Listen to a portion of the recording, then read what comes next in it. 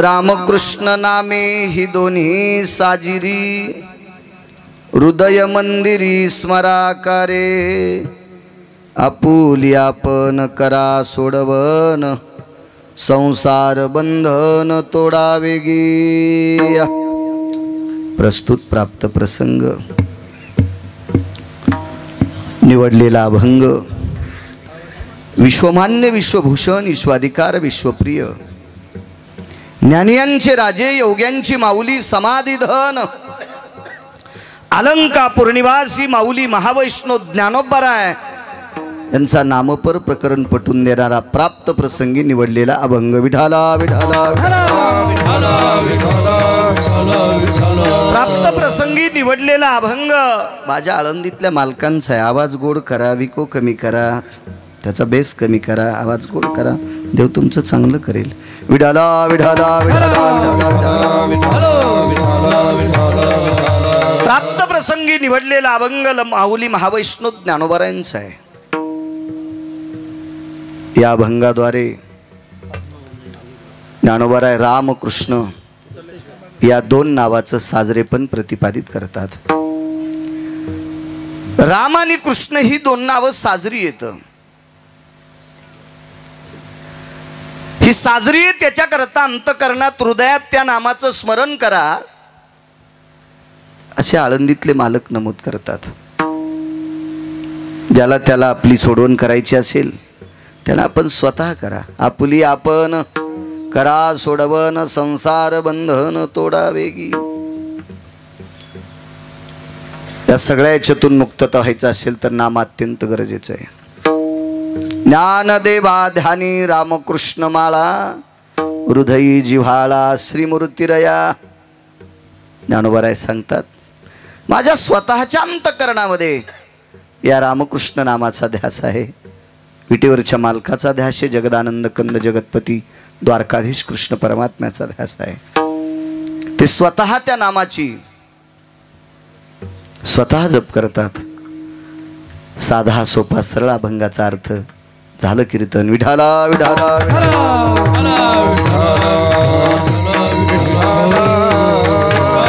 वारकरी संप्रदायाचा दंडके पहिल्या कीर्तनकाराने नामावर किंवा रूपावर बोलावं असा संप्रदायाचा जुन्या लोकांनी चालवत आणलेला हा दंडक आहे। मग आमच्यासारख्या काल परवा टपराच्या गाडीत बसलेल्या बारक्या बुरक्या महाराजांनी हा नियम टिकवायचा। आम्ही जर तो नियम मोडत राहिलो तर यम इतका हानील की त्याला कळणार नाही कुठं हा नाव विठाला विठाला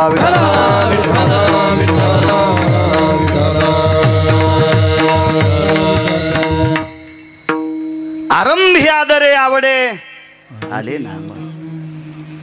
आरंभाच्या दिवशी भगवंताचं नाम मुखाला आलं पाहिजे।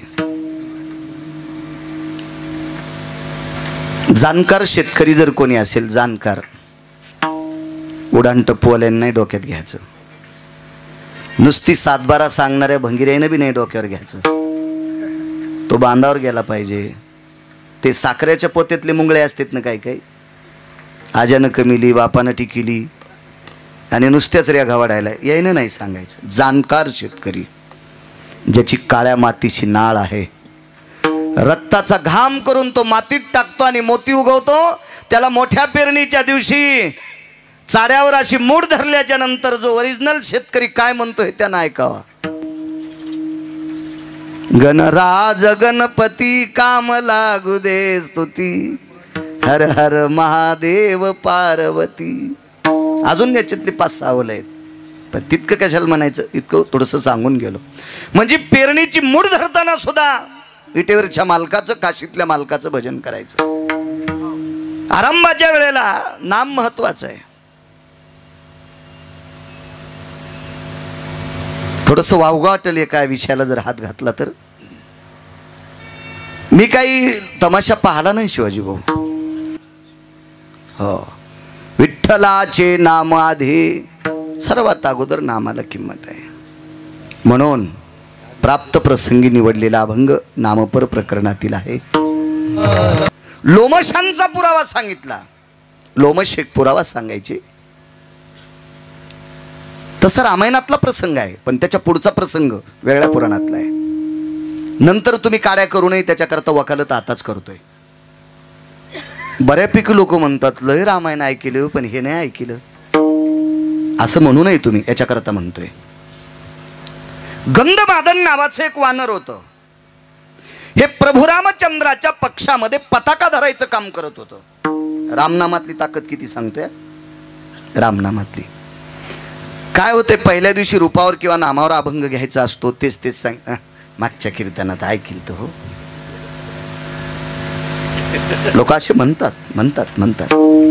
त्याच्यामुळे मला असं वाटते लोकांनी आपल्याला बरं म्हणावं याच्याकरता आमच्या लोकांनी सतत वाचित राहा. पाहुणी ग्रंथ करावे कीर्तन, वाचित राहायचं सतत. आणि एरवी तरी त्याचा फायदा आहेच ना. आपण वाचायचं, लोकांना सांगत राहायचं. गंधमादन नावाच्या वानराला धर्माची पताका धरायचं काम मारुतीरायाला विनंती करून त्यानं धर्माची पताका सांभाळायचं युद्धातलं काम घेतलं. लक्ष्मणजीला थोडासा राग आला, म्हणे काय हनुमंत, काय हे असं चिगुर वानर आहे, बारीक ससड पातळ, ह्याला काय काय काय जमणार आहे. मारुतीरायानं सांगितलं ते चंचळ आहे आणि पताका धरणारा माणूस हा चंचळ पाहिजे. ज्याला चालता येत नाही त्याला जर पताका दिली तर ते हिने करायच्या मागं चलन नाही की नाही. पताका घेणार कुठं पाहिजे, पुढं पाहिजे. तापड पाहिजे ना, तापड. आता आपल्याला हातपाय थकले तर आपण बाजूला सरकू, पताकावाला जर दिंडीतून बाजूला गेला तर किंमत राहील का त्या दिंडीला, नाही. पताकावाला चंचळ लागतो, चंचळ. 1-2 दिवसाचा युद्ध प्रसंग पाहिल्या लक्ष्मणजीच्या लक्षात आलं, बेटा जरा हुशार आहे. लक्ष्मणजीने वरच्या अंगावून पाहिलं होतं ना. बरीच लोक वरून समजितीत काही कायला. एक जणाचे कपडे इतके टाईट होते, अरे बाप रे म्हणले, कपडे इतके टाईट म्हणल्यावर याचा चुलता मंत्री असेल का. मी आणलं नाही, कपडे घालू ती टाईट, पण याचीच बायको 17 भाईचा कापूस याचायला जाती. कपड्यावर काय नसते, वरून झगबग आतून भगभग असते. हा, लय टेकीत राहणाऱ्याच्या घरात लय 12 तिळू फिरवतून असं पाहतो ना आपण. मोकार टेकन चौघीत लुगडं एक आपण बघत राहतो, असं वरच्या देखावर काय नसते. तुम्ही अजून बी लक्षात घ्या, मसळ जितकी खपक्या तितकीच कडब्याचा काळा. मसळ वरची अंगापिंडाने मोठी दिसती म्हणून घ्यायची नाही. आगा दुग्धाची ग्रंथी त्वचे आईशी आरती मौती भासती दुग्धाचे निकळे नैवम गांजा कसम लिखितम. हे गांजा फुक्यान लिहिले का गिरगावकरांनी लिहिले. तिची त्वचा निरतळ पाहिजे, नाही तर 19 पेंड्या खाल्ल्या मकीच्या आणि दूध काढायला बसल्यावर चिलीम भरणं. चिलीम कळती का, चिलीम भर पण दूध दिलं नाही. मसडी देखावे नाही पाहिजे दुग्धात. बैल कसा पाहायचा, दिसण्यावर का धरण्यावर, धरून बघायचा. बैल धरून पाहायला पाहिजे. बैल असं दिसायला असा घडेवे आणि अवताल धरल्यावर साळी कुटी तू फिरून कापसाच्या मुंडक्यावर कनाळात पाय टाकी तू, आहे का नाही. त्या बैलाला दुसरा बाजार नाही येऊ द्यायला पाहिजे. अशा देखाव्या नाही बघायचे, कर्तव्यावर बघायचं असतं. असं चंचळ वानर होतं ते, चंचळ. एके दिवशी रावणाच्या पक्षातल्या एका व्यक्तीने विचार केला, बेटा हो, अरे बघा ते एकटं प्रभू रामचंद्राच्या पक्षातलं एक वानर बेटा ऐकत नाही आपल्याला. काय थोज अशी तळ तळ तळ तळ पताकेसारखी विदुलतेसारखी विजेसारखी चमकत आहे. काय काय पळतंय म्हणे ते.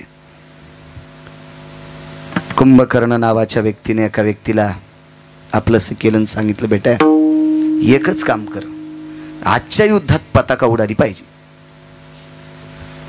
धर्माची पताका उडाली पाहिजे. बरोबर संधान सोडिला चंद्राकृती बाण. वैकुंठवाशी ज्ञानसूर्य रंगनाथ गुरुजी परभणीकरांचं एक वाक्य ऐकिल तर, म्हणजे वहीत पाहिले नाही मी, वही चांगल्या माणसानं त्यांची लिहिलेली कीर्तनं मला वाचायला भेटली, त्याच्यातला एक पुरावा. एके दिवशी म्हणे असा चंद्राकृती बाण सोडला आणि नाना जिथून पताका होती का तिथूनच उडालं आणि कमरेला या गंधमादनाच्या कमरेला ती धर्माची पताका खोसलेली आहे.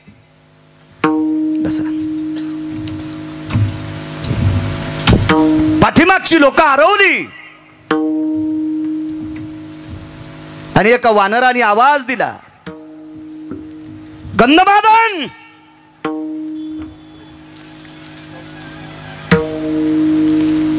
आवाज दिल्याबरोबर गंधमादनानं असं वरे पाहिलं अरे आपल्याकडे नुसती काठीच आहे. थोडे असे सारखा ना, थोडे असे सारखा, थोडे थोडे थोडे थोडे या. आमदार साहेब इकडे सारखा आली कोणी. आता खुश झाले तुमच्या पलीकडचे. नाही नाही थोडंसं इकडे. हा नाही नाही इथं नको ते करायचे. विडाला विडाला विडाला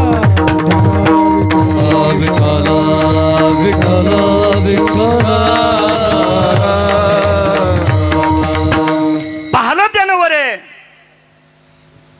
तर धर्म पताकेचा दंड शिल्लक आहे, पण पताका निष्ठून गेली. काय विवेक असेल हो त्यांना.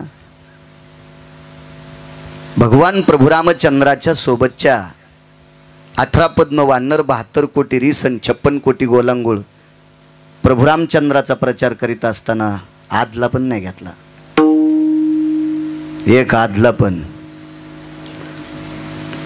पाला खावनिया वाहिले पर्वत बांधविला सेतू सिंधूशी. पाला खाल्ला आणि मोठी मोठी पर्वत वाहिली. पण विवेक किती होता नाना त्या वानरांना. विवेक विवेक. गंधमादनाच्या लक्षात आलं. लहान्या मालकाने सांगितलं होतं हनुमंता यानं जर पताका पाळली तर मग लक्षात ठेवा. आणि आज तर पताका उडवली राक्षसानं. रामनामाची ताकद सांगते. रामनामाची. का आळंदीतले मालक म्हणतात राम आणि कृष्ण हे 2 नावं साजरी आहेत. तात्काळ गंधमादन किष्किंधेचे राजा सुग्रीव यांच्याकडे पळाला आणि सुग्रीवाच्या कमरेला चांगल्या प्रतीचा शेला बांधलेला होता. पांढरा शुभ्र शेला बांधलेला होता. अलगद असा किष्किंधेचे राजा सुग्रीव त्यांच्या कमरेचा शेला पांढरा शुभ्र ओढून घेतला आणि धर्म पताकाची अर्धी जी दंडूक होतं, अर्धा विळू होता, अर्धी काठी होती, त्या काठीचं एक टोक सव्य भागाला टोचलं. सव्य म्हणजे उजवी, अपसव्य म्हणजे डावी. हे कर्मकांड करत असताना जाणवं. सव्यापसव्यो यज्ञोपविता स्थिताय जायते असा शब्द वापरला जातोय.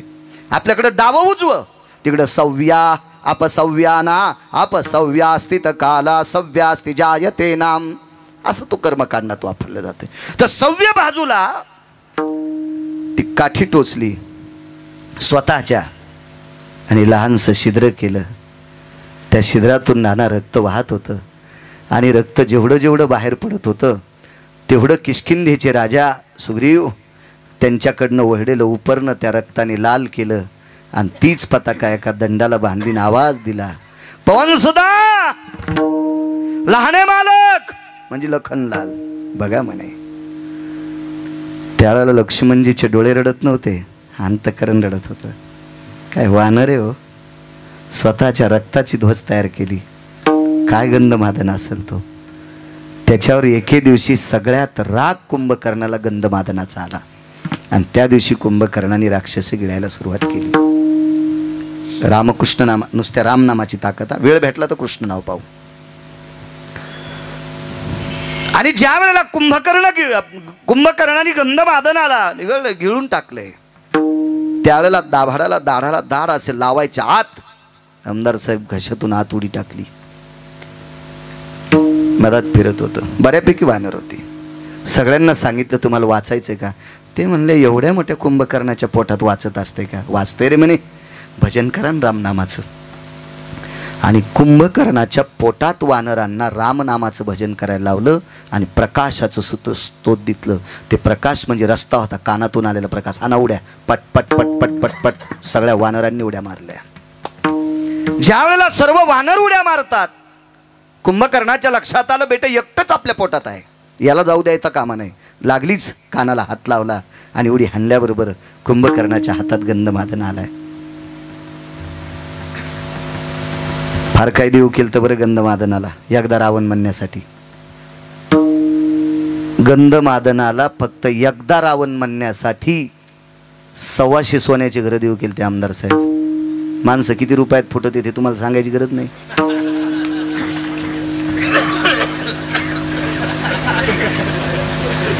कारण तुम्ही राजकारणी आहेत आणि आम्हाला तर काही माणसं फोडायची गरजच नाही.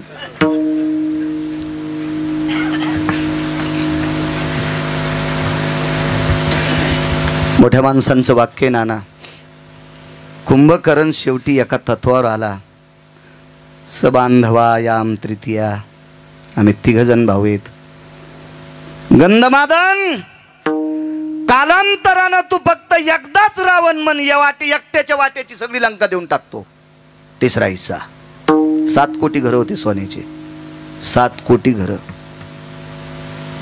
एका घराच्या चौकटीला 22.5 क्विंटल सोनं. 35 बारे आमदार होता येते, एक चौकट गवसली की. तालुक्यातल्या बायाला 10 बाऱ्या नेकलेस होते सोन्याची, 1-1 तोळ्याची. 10 बाऱ्या. काय कोणाची हिंमत आहे दुसऱ्याचं बटन दाबायला? रावण अतिशुक्ती अलंकाराचं लक्षण आहे. रावण रामायणामध्ये अतिशुक्ती अलंकाराचं लक्षण होतं. मी वर्गात असताना मला अतिशुक्ती अलंकार, मी शिकलो फार 7वी पर्यंत शिकलो, पण मला अलंकार वगैरे वगैरे व्याकरणातलं थोडं आम्हाला गुरुजी चांगले होते. ज्याचा गुरु तंबाखू खाणार त्याचा शिष्य गांजावडीतच असतो, हे निश्चितच ठरलेलं असतं. ते ठरलेलंच असतं. माझं नशीब चांगलं होतं, माझे एकही गुरुजी तंबाखू खात नव्हते. अतिशुक्ती अलंकाराचं लक्षण होतं. फार काही सांगायचे. दमडीचं तेल आणलं, सासूबाईचं नाणं झालं, मामाजीची शेंडी झाली. मग गपकन सांगतो, लांडोरीचा पाय लागला आणि त्याच्यात हत्ती वाहून गेला. लांडोरी म्हणजे आमदार साहेब मोराची बायको. म्हणजे मोराचा पाय लागल्यावर तेल सांडलं, वाटी केवढी का असेल, आणि त्या वाटीतल्या तेलानं हत्ती वाहून जातो. अतिशोक्ती अलंकारानं ऐकतं काय? अतिशोक्ती अलंकाराचं म्हणे रावणाच्या पूर्वेकडची भिंत 269 किलोमीटर लांबीची होती, उंची 11.5 फूट, रुंदी 4 फूट, भरीव सोन्याची. 2 फुटाचा कोपरा काढा, त्याच्या विरोधात फॉर्म भरायला कोणाची मावेली? रावणाची श्रीमंती सांगतोय मी. श्रीमंती हेही जाऊ द्या, इतकं पाहाला मी काय तिथला सरपंच नव्हतो. नका तुम्ही पुराणातलं, तुम्हाला तुमचं तोंड पुरलं नाही तिथपर्यंत तुम्ही नका मानू, पण संतांचे पुरावे. 80 सहस्र सुंदरा कामिनी. मग 80,000 ज्याच्या बायका, मतदान कोणाला? त्यालाच. 1 लाख पोरं, नाना मतदान कोणाला? त्यालाच. 1.25 लाख नातू, मतदान कोणाला? त्यालाच. 80,000 बायका म्हणल्यावर सासरे किती झाले? 80,000. पण सासा मलाही सांगता यायच्या नाही, कारण जावायनं 80,000 केल्या, मग सासरा 150-150 तर करीन ना. होय आसाराम आपा.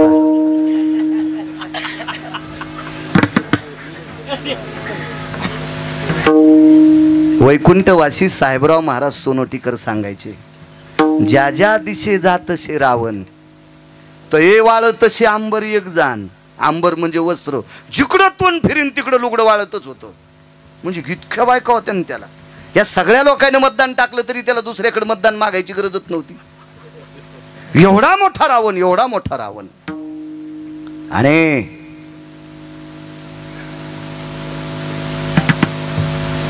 असं दाबला हातात. नाही म्हणलं तर तुला मारेन. म्हणला मरतोय, पण तुम्ही ज्याचं नाव घेता त्याचं नाव मी नाही घेणार. शेवटी दाबलं नाना. रामनामाची ताकद सांगतो. कर कर कर कर कर कर असा गंधमादन दाबला आणि प्रभू रामचंद्राच्या पक्षात हडामासाचा गोळा फेकून दिला. एक कोडसा पुरावा सांगतो. माधव महाराज मगरांचा पुरावा आहे. कोडसा पुरावा. मला एक 6 पानाची प्रत एका चांगल्या माणसानं दिली.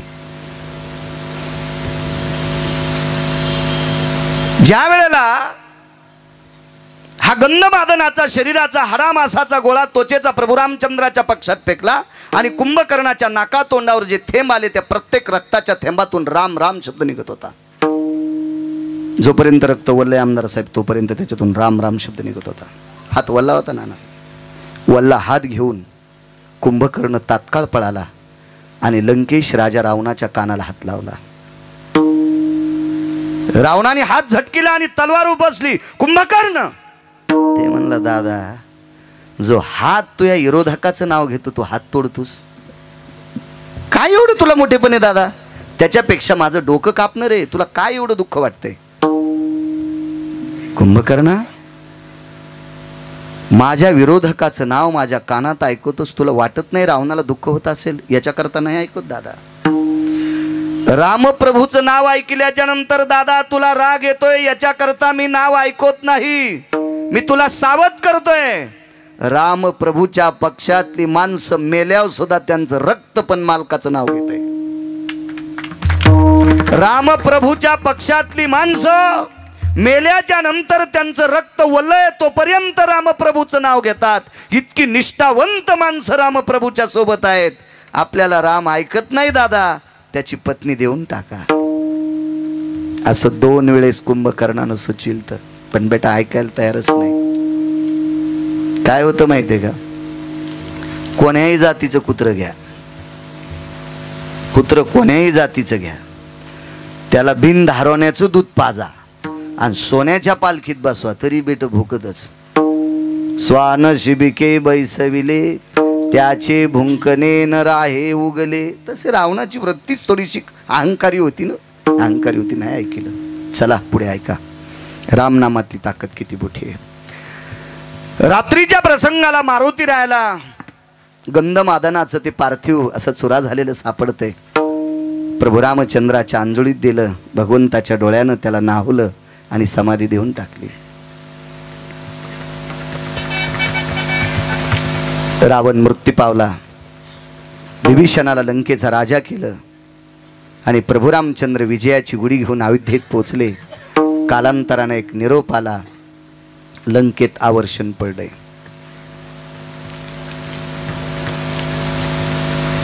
मी एक तर वाचून सांगतो नाना, अन्यथा अधिकारी माणसाच्या मुखारविंदातलं वाक्य सांगतो. कधीही बंगाऱ्यांचं वाक्य सांगणार नाही.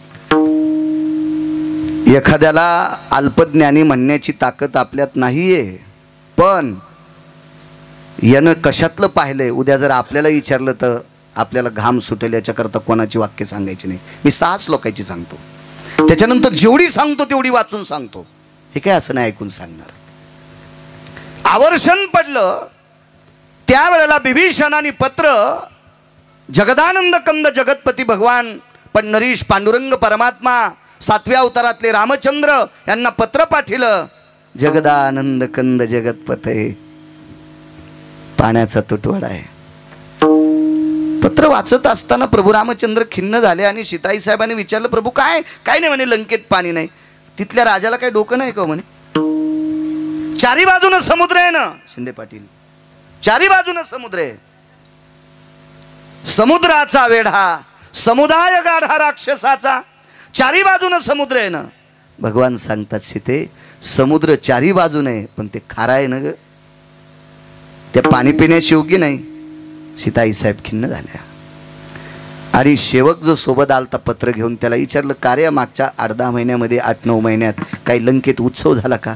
नाही, येताना प्रभू रामचंद्रानं सांगितलं होतं ह्या वारकऱ्याची दरवर्षी पुण्यतिथी करी जाय. त्रेतायुगातला त्रेतायुगातला वारकरी गंधमादन. पृथ्वीवर जितके देश आहेत का आमदार साहेब, या सर्व देशात सर्वात अगोदर सोन्याची समाधी कोणाची झाली असेल तर वारकऱ्याची झाली. ते वारकरी गंधमादन नावाचं वानर. पहिली समाधी विभीषणानं सोन्याची केली. आणि पृथ्वीवर जितके देश आहेत या सर्व देशात गाव जर सोन्याचं कोणाचं झालं असेल, गाव रावणाचंही सोन्याचं होतं, गाव कुबेराचंही सोन्याचं होतं, गाव इंद्राचंही सोन्याचं होतं, पण पैठणी भाऊ मसनवाटी मातुड्याची होती. गावही सोन्याचा राहुल भैया आणि मसनवाटा सोन्याचा. पृथ्वीवर जितके देश आहेत देशात एकच व्यक्ती, तो वारकरी व्यक्ती, त्याचं नाव सुदामदेव. सुधाम ब्राह्मण दुःखे दारिद्र्य पिढीला, सुधाम ब्राह्मण दुःखे दारिद्र्य पिढीला, मुष्टी पोळे घेऊन त्याचे भेटी लागी गेला, घेऊन त्याचे भेटी लागी गेला. शुद्ध भाव देखोनिया गाव सोन्याचा दिला, भाव देखोनिया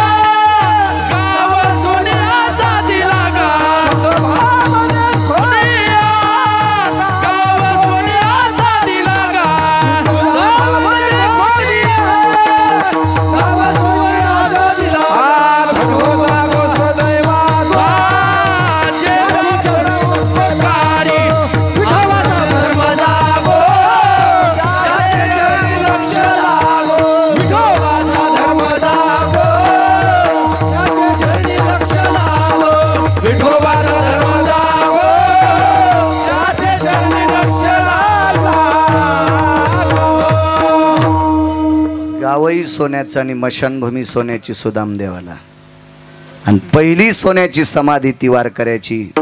हेही द्वापार युगातले सुदामदेव वारकरीच होते. नित्य भगवंताचं भजन केलं आणि जीवनभर गंधमादनानं फक्त रामनामाचं भजन केलं. आणि सांगितलं सेवकाला, का रे कुंभकर्ण बिभीषणानं केली नाही पुण्यतिथी. पत्राच्या पाठीमागून आमदार साहेब लिहिला आणि ते पत्र लंकेत परत आलं. बिभीषणानं पत्र वाचल्याबरोबर पत्नी आदी करून सर्व परिवार समुद्र स्नान केलं. दह्या दुधाच्या तुपाच्या पंचगव्याचं साहित्य घेतलं, सगळं पंचगव्य, आणि गंधमादनाच्या समाधीला अभिषेक केला. दिवस होता चैत्र महिन्यातली तृतीया. दिवस होता चैत्र महिन्यातली ती तृतीया. पावसाळा असतो काय महिन्यात? चैत्र महिन्यातल्या तृतीयेच्या दिवशी सकाळी 9:30 वाजता समाधीला अभिषेक केला नाना. आणि बिभीषणाने आपली व्यथा मांडली, माफ करा, तुमचा उत्सव न केल्यामुळे यावर्षी लंकेत आवर्षण पडलं, याच्याकरता गोड्या पाण्याचा तुटवाडा आला. आपला व्यथा सांगितली आणि बिभीषण घरी पोचला. दुपारच्या 12 वाजता समाधीतनं आवाज, विटेवरच्या मालकाला, जगाच्या मालकाला, काशीतल्या मालकांना आवाज जातोय, देवा आयुष्यभर रामनामाचं भजन केलं रे, देवा आयुष्यभर रामनामाचं भजन केलं रे. देवा एकदा रावण म्हणलो असतो तर 1/3 सोन्याची लंका माझ्या नावची होत होती. देवा एकदा रावण म्हणलो असतो तर लंकेतला 3रा भाग माझ्या नावानं होत होता देवा रे. पण नाही स्वीकारला रे देवा तो. देवा स्वार्थात पडलो नाही परमेश्वरा, शेवटी मी मरण स्वीकारलं रे प्रभू, मरण स्वीकारलं. आणि फक्त तुझं नाम घेत घेत घेत घेत शेवटचा श्वास सोडा. देवा जोपर्यंत रक्तात ओलेपणा होता तोपर्यंत राम राम म्हटलो रे. देवा जोपर्यंत हाडा मासाचा तो गोळा ओल्ला होता तोपर्यंत राम राम म्हटलं. ज्या वेळेला त्याच्यातलं संपूर्ण पाणी आटलं त्यावेळेला हे पंचतत्वाला शरीर विलीन झालं, त्या दिवशी माझं भजन बंद झालं. देवा आयुष्यभर रामनामाचं भजन केलंय, काही किंमत आहे की नाही आम्हाला? मग रामनामाचं आयुष्यभर भजन करणाऱ्या वानराचा समाधी उत्सव ज्या लंकेतल्या राजाने केलाय, त्या राजाला जर पाणी प्यायला भेटत नसेल तर आम्हाला वारकरी कोण म्हणेल? चैत्र महिन्याच्या तृतीयेच्या दिवशी दुपारी 12:30च्या 1च्या सुमारास इतका पाऊस झाला आमदार साहेब, इतका पाऊस झाला आणि लंकेतल्या सगळ्या लोकांनी गोड पाणी पिलं. चैत्र महिन्यातल्या तृतीयेला पाऊस पाडला.